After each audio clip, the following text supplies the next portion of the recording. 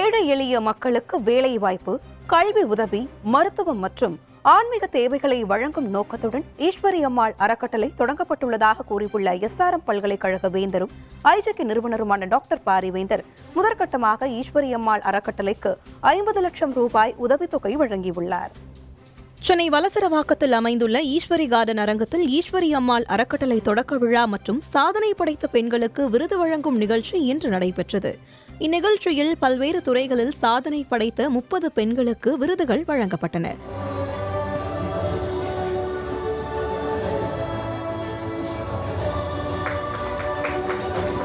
Doctor பாரிவேந்தரின் இணையரான Eswari அம்மாள் தலைமையில் நடைபெற்ற இந்த நிகழ்ச்சியில் டாக்டர் பாரிவேந்தர் முன்னிலை வகிக்க சிறப்பு விருந்தினர்களாக சிம்ஸ் மருத்துவமனை தலைவரும் ஐஜேகே தலைவருமான டாக்டர் ரவி பச்சமுத்து, எஸ்ஆர்எம் குழும மேலாண் இயக்குநர் பத்மபிரியா ரவி, எஸ்ஆர்எம் பல்கலைக்கழக இணைவேந்தர் சத்யநாராயணன், எஸ்ஆர்எம் குளோபல் ஹாஸ்பிட்டல்ஸ் மேலாண் இயக்குநர் மணிமங்கை சத்யநாராயணன் ஆகியோர் கலந்து கொண்டனர். விழாவில் ஈஸ்வரி அம்மாள் அறக்கட்டளைக்கு முதற்கட்டமாக 50 லட்சம் ரூபாய் உதவித்தொகை வழங்கிய டாக்டர் பாரிவேந்தர் தனது உரையில் ஆருயிர் மனைவி அவள், ஆன்மீக தாயும் அவள் என்கிற தன்னுடைய கவிதை புத்தகத்தை மேற்கோள் காட்டி ஈஸ்வரி அம்மாள் ஆன்மீக நாட்டம் கொண்டவர் என்பதை நாடும் வீடும் அறியும் எனவும் தான் ஒரு ஆன்மீக தாயை மணந்திருப்பதாகவும் பெருமிதம் தெரிவித்தார்.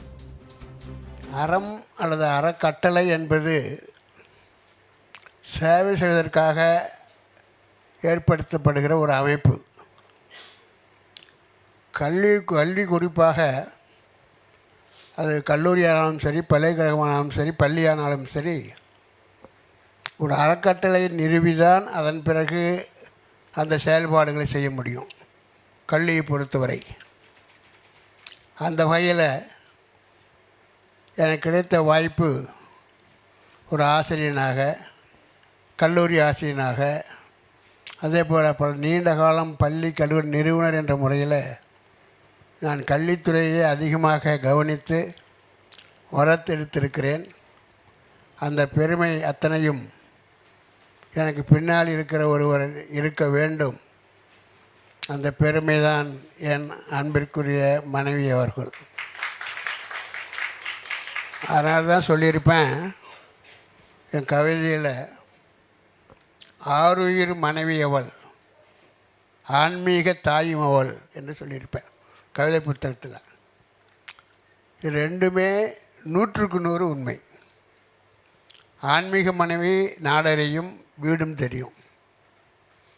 நான் ஒரு ஆன்மீக தாயைத்தான் நான் மறந்த மாதிரி நினைக்கிறேன்.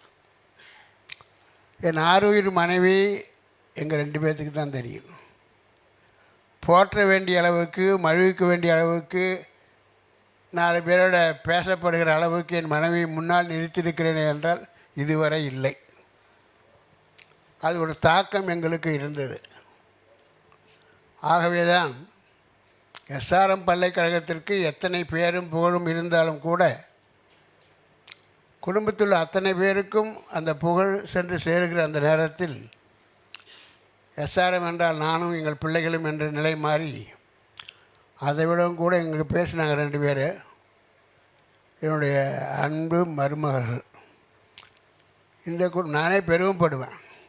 எத்தனையோ குடும்பங்கள் மருமகள் என்றாலும் மாமியார் என்றாலும் ஒரு வித்தியாசம் இருக்குது. அப்படி இல்லை.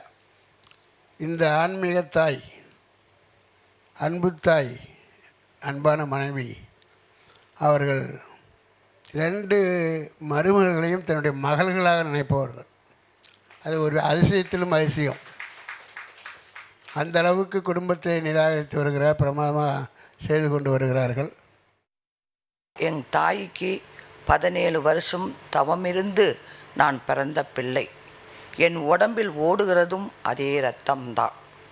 அதனால் எப்பொழுதும் என் சிந்தனை என் கணவர் தொழில் செஞ்சாலும் நான் கடவுளுடமே இருக்கிற மாதிரி எனக்கு தோன்றும்.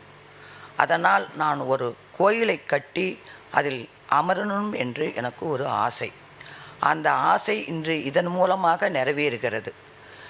என்னால் இந்த அறக்கட்டளை மூலம் என்னால் முடிஞ்ச உதவியை எல்லோருக்கும் செய்வேன். இது என்னுடைய இது மேலும் மேலும் வளர்ந்து காலேஜ் எப்படி இருக்குதோ அதே மாதிரி இந்த கோயிலும் அமைஞ்சு அதை என் பிள்ளைகள் தொடர்ந்து செய்வார்கள் என்று நம்புகிறேன். நம்புகிறேன், செய்வார் கடவுள் என்று கடவுளிடம் ஒப்படைத்து விட்டேன். அதுதான் என்னுடைய குறிக்கோளும், அதுதான் என் ஆசையை கடவுள் நிறைவேற்றுவார். அதன் மூலம் நான் சந்தோஷப்படுவேன்.